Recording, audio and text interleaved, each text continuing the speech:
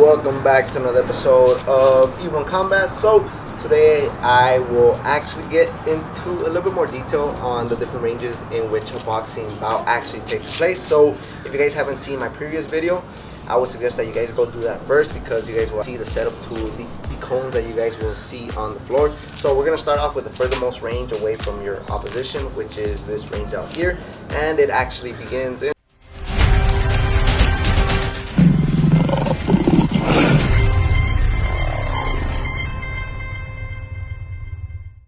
this distance right here. Actually starts at the beginning of the bout, or while you're on the stool, because this is the furthermost this is the furthermost you'll actually be from your opponent.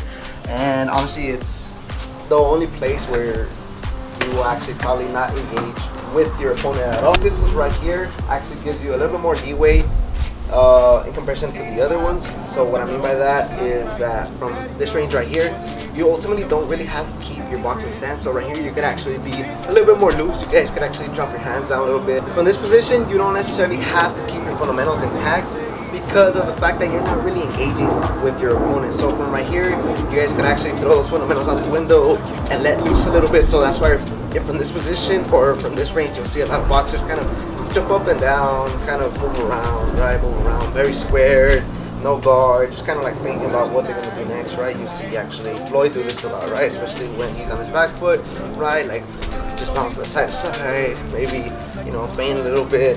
So right here you could actually disengage with your opponent.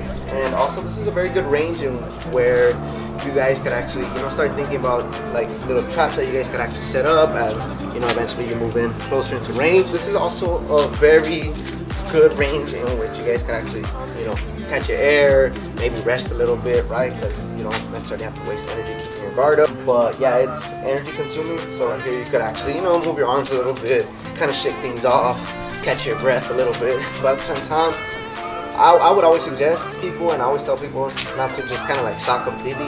You always just kind of at the same time want to keep moving a little bit, just, you know, to keep that poker face, just to kind of tell your opponents that, you know, even though I'm not really engaging with you, like I still have the energy to like move around. Even if you don't really have the energy to do it, just, you know, keep it light, keep it very light. You don't have to waste a whole lot of energy, right?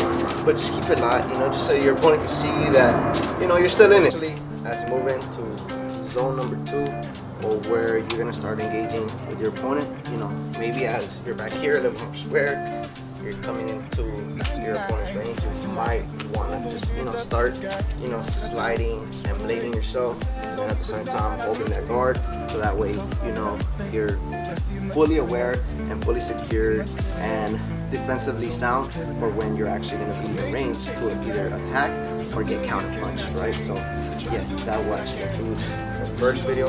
For the second video, I'm actually going to be explaining to you guys that second roll where you're going to be a little bit closer to your opponent and where your fundamentals need to come back.